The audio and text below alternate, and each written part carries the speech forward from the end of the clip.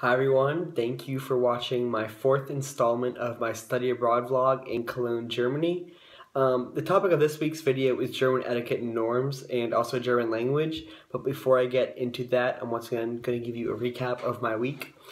It was not uneventful, of course it's not uneventful, I'm living in a different country, but there wasn't any main event that I'm going to talk about. On Wednesday, I met up with my friend Nora, who I stayed with in the beginning of my trip, and she studied abroad at W&J, which is how I know her. And then that night on Wednesday, I went to Mundolingo again, which was the language exchange program, and I was able to practice my German. And then on Friday, after classes, I went with my group and one of our new friends from our German course to an Italian restaurant, which it was interesting having Italian food in Germany. It was pretty good. No comment there. And then on Sunday, I went to church for the first time in Germany, and it was an international church, so it was in English. But I thought it was still cool to go because I'm in Germany, and got to experience that. The new word for this week is sich beschweren, and it means to complain. There's not really any specific reason I picked that one. I just liked it, and I learned it in German course this week. And then the new food I had, which I think some of you in the U.S. will have heard of, especially if you have German grandparents or German relatives, is Auflauf, which is a funny word. And it's like a casserole. My host mom made it this past week. I'm not sure what the difference is with casserole, but it was good. I liked it. And then the pic from this week, the picture is from Schloss Augustburg, which I posted a picture of last weekend. I've been to it twice so far, and the reason I'm posting another picture is this past weekend my program went on an excursion to a government bunker, but I wasn't able to go because I wasn't feeling well, so I missed out on that. And they also went to vineyards, which I'm kind of bummed out about, but I was sick, so what can you do? And so this picture is from Schloss Augustburg. This is me in front of the palace. It doesn't really do justice again to how big it is, but it's still, you can still see the building. And so that was the picture from this week. And then my experience is funny and interesting.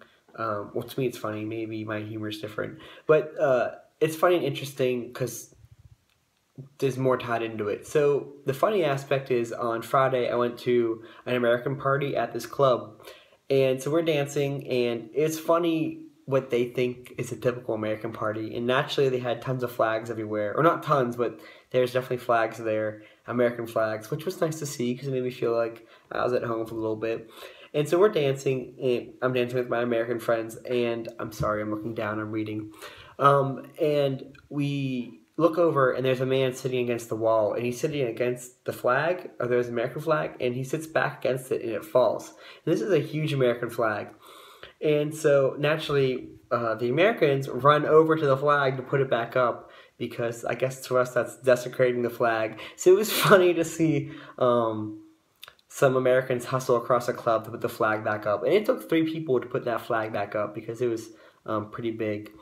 And then the interesting part about that is, well, wearing a German flag, which I think is fitting, is I talked to my host parents and some others about the German flag this week. And I think, or I hope, that Germans also have the same pride for their country that we do, but they're almost criticized in a sense if they display it. Around the 4th of July in the U.S., you see almost, like, in some places, 90% of the houses are going to have an American flag out front. In Germany, I don't think I've seen a German flag outside one house. I've seen it on a couple cars. I've seen it on one old guy's hat. But other than that, my host parents said you'll see a soccer team flag, before you see a German flag, which to me is a little sad. And that's mostly because of their history and how people judge them for it still, which I think is a little unfair. So I'm hoping in the future that Germans can display their patriotism without being judged for it. And so moving on to the topic of this video, which is German etiquette and norms and German language. And once again, as a disclaimer, these are what I've noticed so far. I'm not saying you're going to find this everywhere in Germany or if it's even true, but it's what I've experienced. And so the first thing, and these are Germany is a Western culture like the US, so a lot of fundamental things are the same, but these are some maybe little things or just things in general that are somewhat different from the US. And to begin is table etiquette, which is mostly the same as the US, I think, in terms of silverware and how everything's arranged. But one thing that is emphasized is having your hands on the table like this. I don't know why I demonstrated that. You know what hands on the table mean. But the first day the day we met our host parents, our homestay coordinator told us, when you eat with your host parents tonight or your host family, keep your hands on the table. And for me, that didn't stress me out, but I kept on thinking, are my hands I have to keep my hands on the table. And for me, it's really easy when I'm eating bread or something I need one hand is to have my other hand slip down. In German culture, that's not acceptable, I guess. And so you have to keep your hands on the table. So my first day, I'm going to keep my hands on the table. I'm not going to screw up. But I catch myself all the time putting one hand down. Oops, I guess I'll keep practicing. And another thing that's a little different from the US, but I think has more in common with the US and other cultures, is punctuality. In the US, being late by 5 minutes to class isn't really a huge deal, depending on the professor. But in Germany, punctuality is key. For my German course, there's 2 professors, and they switch on and off. And the teacher, the second half of the week, told us, and this was after people came like 2 or 3 minutes late to class. He said, "If you're not going to be on time, don't come at all." He said all this in German, which made it more intimidating. And he said, just stay at home, read your newspaper, and drink your coffee. Don't come to class. So punctuality, big deal. And another thing here that's different is how you greet people you don't know or how you greet higher-ups. And in English, we just have you, which is singular and plural. But in German, they have 3 yous. They have a singular you, a plural you, and also a formal you. So when you speak to someone who's in not more important position, but if you were to speak to, say, a police officer or just somebody you don't know in the store, you're going to use the formal you, which I sometimes forget. I just switch to saying the singular informal you because in the US that's what we do. And also in the stores, they have, when they have their name tags, they don't say like Bernice or Chad on it. I don't know why I picked those names, but it doesn't say Bernice. It says Frau so-and-so or Herr so-and-so, which is the German equivalent of Mr. and Mrs. So it's hard to think of going into a store in the US and calling someone Mr. or Mrs. by their last name. You always refer to them by their first name, which I don't really have a preference. It's just something I have to get used to. And this next thing I really like, I hope it starts in the US, but I don't see why it will. But after a lecture, I know they do this at university level. I don't know if they do it at the high school and lower levels. But after a lesson, so after the professor's done talking, the students knock on the table. And I guess that's more of a sign of respect and thanking them for teaching their lesson. And this is opposed to the US where we sometimes just say bye or don't say bye at all and just leave. So I like the knocking after the lecture. I think it's a good sign of respect. And this last one I also forget to do along with using the formal you, and that's saying Guten Appetit.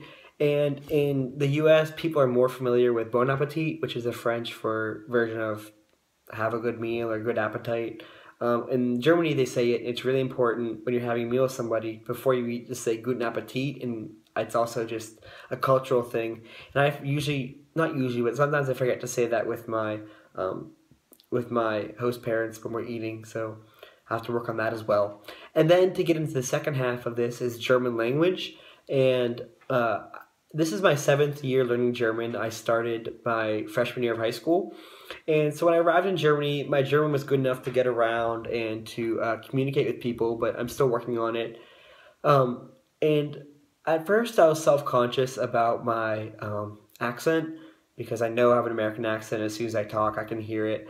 And once I realized that people could still understand me, I wasn't really self-conscious about it anymore. I'm American, so I guess I should have an American accent. It's just who I am, part of my identity. So I'm not really working on losing my accent. I'm just working on pronunciation and making sure that people can understand what I'm saying, because sometimes I have trouble with that.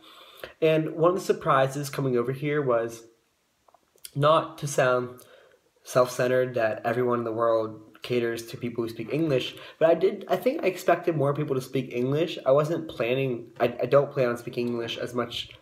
Wait, how would I say that? I don't plan on speaking English when I can. Something like that. I try not to speak English, bottom line. But sometimes it's easy to slip into it if people start speaking English to you. But when I start speaking German, and usually when I start a conversation with someone in a store and I need help, I'll tell them right away, or I try to tell them that I'm learning German so they understand, they can be a little bit more patient. But if they start speaking English, I still try and respond in German. But it was surprising to me here how many people don't speak English. For me, I don't care. It would be better if no one spoke English because I would have to learn German. But I think just from talking to people, I expected more to be able to speak it more proficiently, which as an American, I guess is kind of funny to say, because most Americans don't learn, not most, but many Americans don't learn a second language. But I know that in Germany, they start learning English very young. So, for example, I went to an American restaurant. It was called an American restaurant. Turns out the food was really American. But the waitress, she must have been in her mid-20s, and she told us off the bat, I don't speak English. And she said that in German, which I don't care. I was happier that way because I could speak my German. But it was a surprise that she didn't speak more English, which, once again, this is the fifth time I'm saying this. I didn't care. It was just something that I noticed. I spoke with my host parents' niece, so I don't know if you call her my host cousin. I don't know how that works. But, and she was saying that I can understand English perfectly, but I can't speak it very well, which I understand because my German writing is better than my German speaking, and along with my German listening. But yeah, it was a surprise. But on the other hand, there's so many people who do speak English here, which is why it's sometimes hard not to slip into it. But I was genuinely surprised by the young people who don't speak it at all, which for the sixth time, so I don't get any backlash, I was totally okay with and happier about, but still surprised because from the people I talk to, they say they learn it pretty early on. And if you have any comments about that, I'd be interested in hearing them. But that's all for this week, I think. Thank you for watching again. This is a longer video. Sorry about that. I got carried away, especially with the language. But I look forward to making this video for next week, and I'll see you then.